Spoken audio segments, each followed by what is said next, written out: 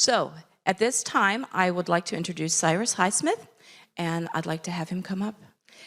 After his talk, there will be time for a Q&A, so I will be looking for questions.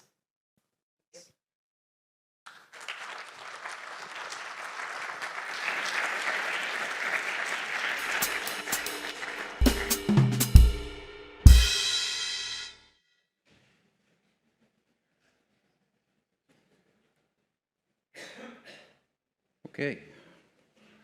So, black strokes and white shapes. Typographic letters, the letters of a typeface, evolved from handwritten ones. And it would be foolish for the type designer to ignore the Latin alphabet's roots and the thousands of years of evolution and human effort that helped to form it. Just by learning to read and to write, you become indoctrinated into the Latin alphabet's long-standing handwritten conventions and traditions. Even the most experimental typefaces often contain these ancient black strokes at their core. However, typographic letters are also fundamentally different from handwritten letters. We make them with totally different tools and totally different techniques than the letters written with a pen or a pencil or a brush.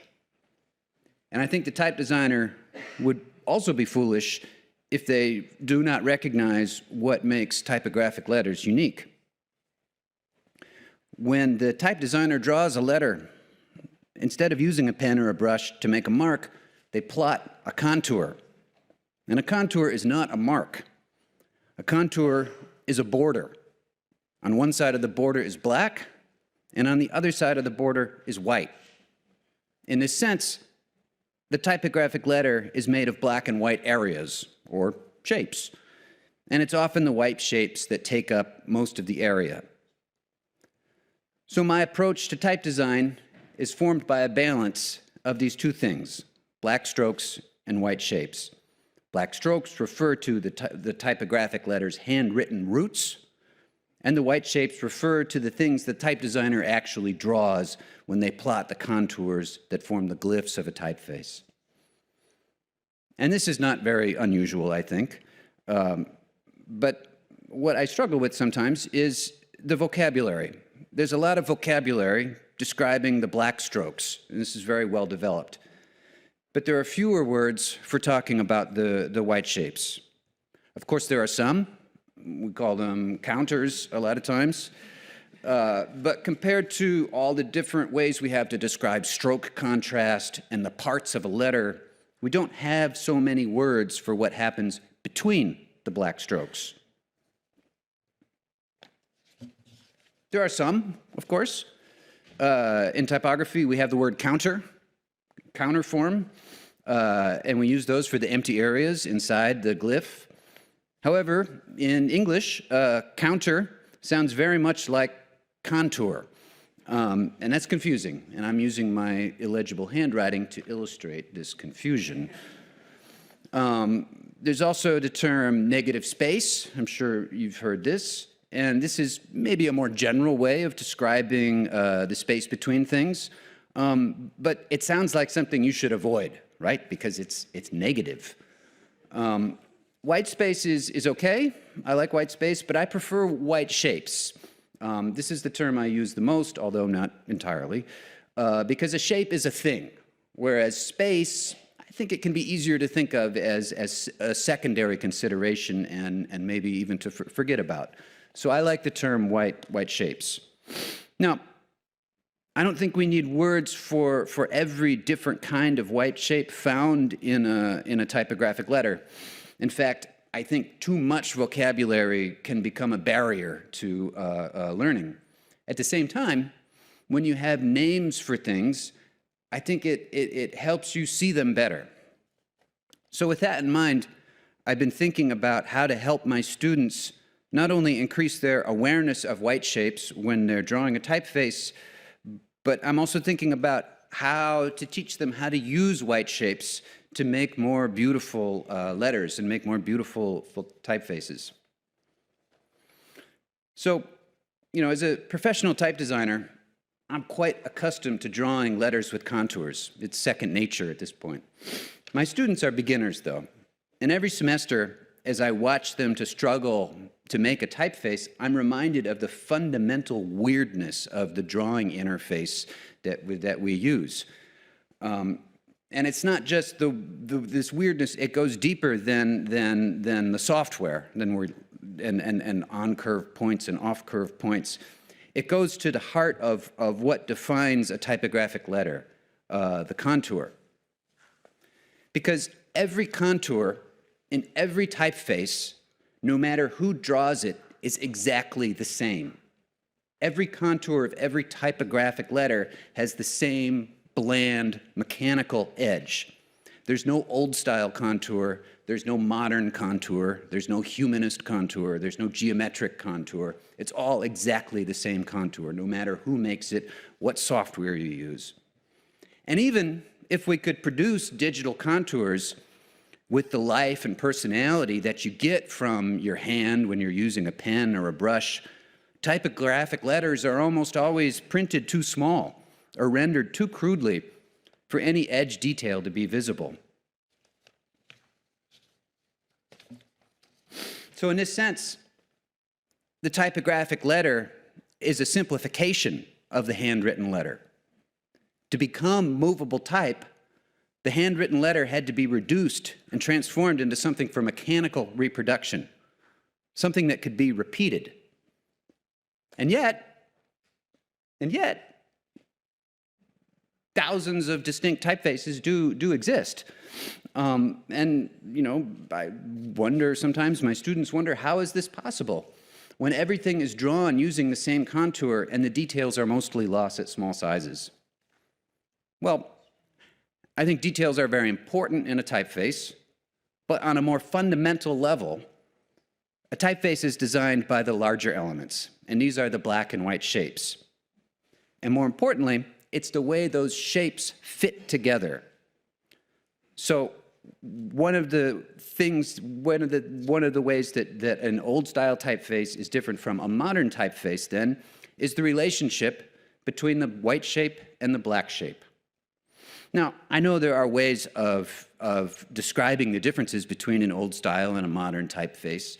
For example, we might say that a modern typeface, like a Bodoni, has vertical stress, right?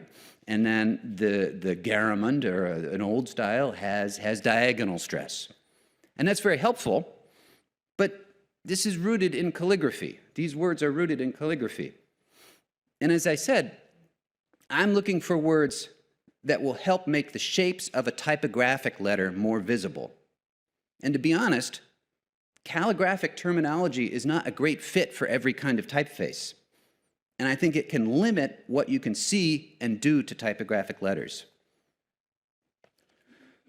So lately, I used a term, I've been experimenting with this in my classroom and with my coworkers, the term shape interplay.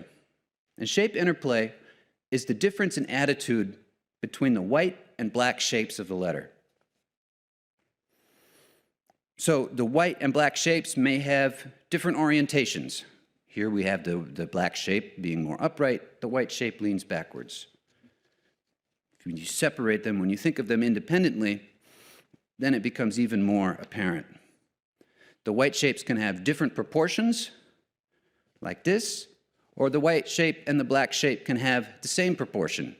So when the white shape and the black shape are the same, we end up with a totally different letter. We end up with a letter with, we'd call it low contrast or monoline or geometric.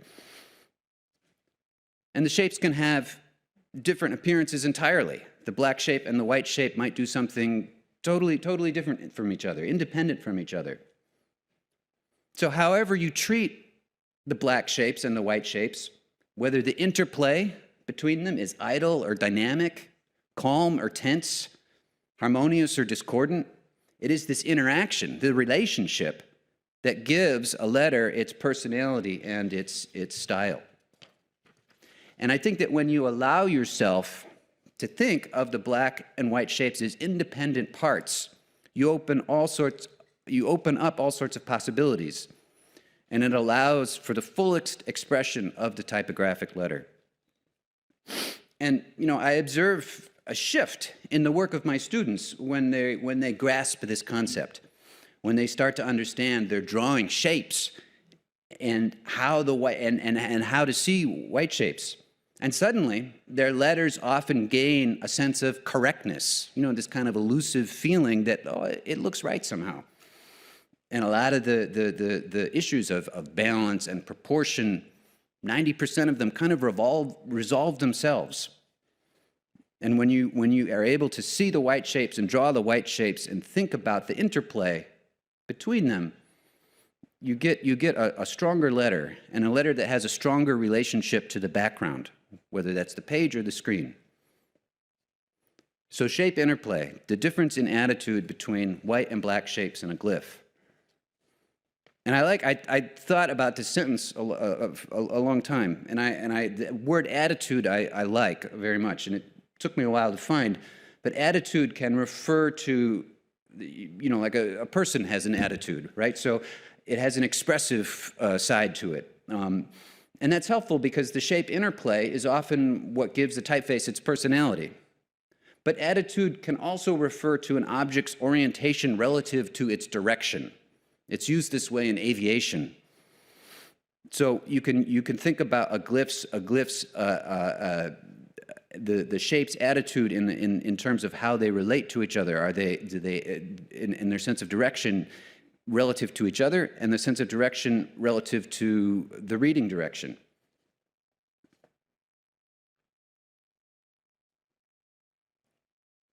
So even though the typographic letter is not made using calligraphic tools, many of them still reflect the results you get from typographic tools. I know this is well known. Most of my students don't have much experience writing with these tools. So these conventions, why some strokes are thin, why some strokes are thick, the conventions of how all these strokes are organized seems very arbitrary to them and can be very difficult to remember. And, to be fair, they kind of are arbitrary. Like a lot of ancient traditions, the reasons for the stroke organization in the Latin alphabet sort of make sense, and they sort of don't. The good news is that even with a little bit of experience with a broad-nib pen or a flat brush, you can really quickly learn a lot of the most basic conventions of Latin calligraphy. And you don't have to get very good at it. You just need to practice with the right technique and observe the results. And there are a lot of resources and methods devoted to learning traditional Western calligraphic methods. But how about methods for learning about white shapes? Well, what I use is contour drawing. Contour drawing is a really classic drawing exercise. You might have done them in your foundational art class.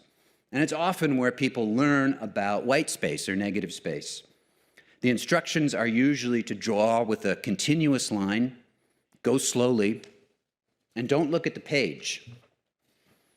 You keep your eye on the thing you're drawing. And I think this is an important detail in the instructions, not to look at the page, because it takes the pressure off. If you make if you're not looking at the page and your drawing comes out bad, well, it's okay. You weren't looking at the page. And if it comes out really well, then you must be a fantastic draftsperson, because you weren't even looking at the page. So you can't really lose. But I think contour drawing from observation, using this method, is really good training for a type designer. And similar to what I was saying about calligraphy, you don't have to get good at it to get the benefits. You just need to practice it with good technique and an open state of mind. These are some drawings that me and my coworkers do. We do life drawing sometimes.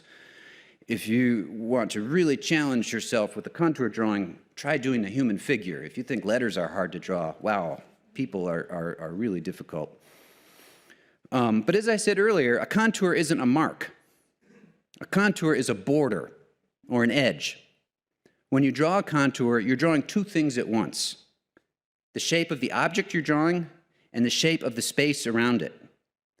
The practice of contour drawing helps to sensitize your eyes and your mind to the subtleties of shape and increase your awareness of white space. Now, if you're already familiar with the concept of white space or negative space, it might be hard to remember how difficult it can be for a beginner to grasp. And some of my students already get it, either thanks to previous training or their own instinctual visual thinking. But for most of my students, for the majority, in my experience, it takes a lot of practice to really understand that what happens between things is as important, often maybe more important, as the other things that are happening in whatever they're drawing or composing. For most students, it takes practice to understand about contour and white space. So my students make contour drawings of all kinds of things. You saw them. There's hands and trees and things in their kitchen, objects on their desks. These are all classic things because we're drawing from observation. We start drawing objects without looking at the page. We use a continuous line. We focus on the silhouette. And I also encourage them to bend the rules, to try different tools, to look at the page a little bit, to add more detail. And you can see this in the variations in some of these sketches. Some are more accurate, some are less accurate. I still make drawings like this in my own sketchbook. Now I also ask students to draw letters from observation. And this is kind of a funny thing, like drawing a letter from observation. And they can be on signs in the environment, they can be in books, in magazines, on their screen. Letters are everywhere. However, even if you have experience with contour drawing, drawing letters this way can be a little difficult. It can be confusing because we're trained to read letters, not to see them. And it can take practice to stop looking at them as letters and to turn on the visual part of your brain and really observe them as shapes. And I think that's a necessary skill for the type designer. So I instruct my students to draw the letter silhouette. To help them slow down, I often suggest that they almost, in their head, talk their way around the letter, describe to themselves the changes in the shapes as they encounter them. And then if the letter has an interior space, they can pick up the pen, look at the page, put the pen back down, and repeat the process of slowly drawing that shape without looking at the page. Now, I usually suggest they start with a soft pencil or a marker, so you get a thick line. And after you get the hang of it, I challenge them to try it with a flat brush.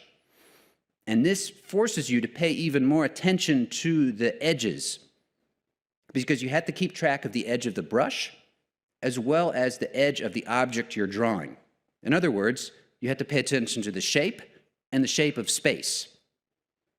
Of course, you end up, when you do this, you end up drawing a white letter. Usually we make black letters, not white letters. And I've tried this with using black paper and white chalk or white ink.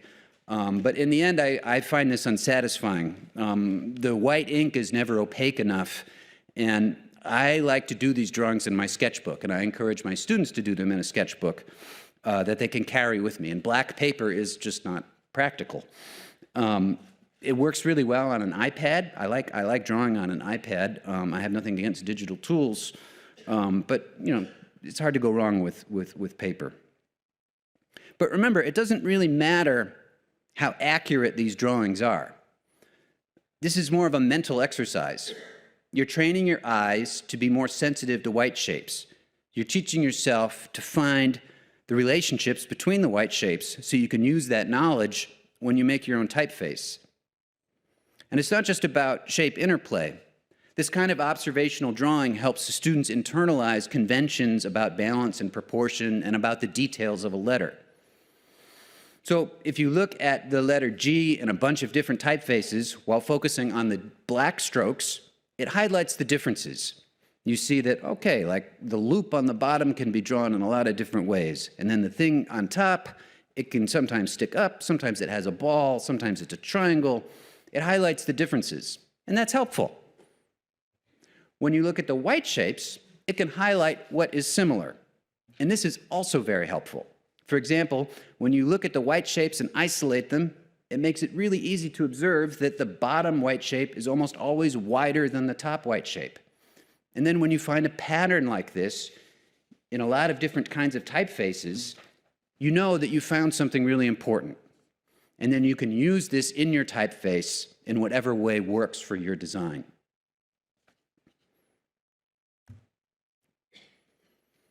So many years ago, I was having breakfast with my kid. We were eating oatmeal. And they said to me, "You know what food is really good, Dad? Toasted marshmallows." You know what I mean? The marshmallows, and you put them on the fire and they get burned. And I said, "Oh, why do you like toasted marshmallows?" And they said, "Because they are crunchy on the outside, but gooey on the inside." And I said, well, that's a good point. Now let's finish our oatmeal. And, you know, oatmeal, if you've had oatmeal, is gooey all over, unlike a toasted marshmallow. In other words, what makes oatmeal, a bowl of oatmeal, and a toasted marshmallow, is the relationship between the inside and the outside. And this is essentially what shape interplay is about, the relationship between the inside and the outside. And architects think about this relationship when they design a building. The ceramist has to think about it when they use a lump of clay to form a bowl or a cup. It's a fundamental concept in all kinds of design. And that made me wonder, is there a word for that? We say the relationship between the inside and the outside, but it seems like there should be a word for this. And I thought maybe this is a deficiency of English, so I asked colleagues who speak different languages all over the world. No one could think of one. I searched in other fields like mathematics. Still nothing. And that's strange, I think, that we don't have a word for such a universal thing, a universal design concept. Now, maybe someone in the audience can shout it out now if you can think of it, or you can tell me later, that's okay too. But whether there's a word for it or not, I like this. I like the phrase that I've been using, shape interplay, to describe the relationship between the inside and the outside. It fits with the way I like to talk and think about typographic letters. So maybe it will be useful for you also. I hope so. So please let me know if you can think of a word for the inside and outside relationship. And let me know also if you have ways of talking about white space or white shapes or negative space, whatever you like to call it. Thank you.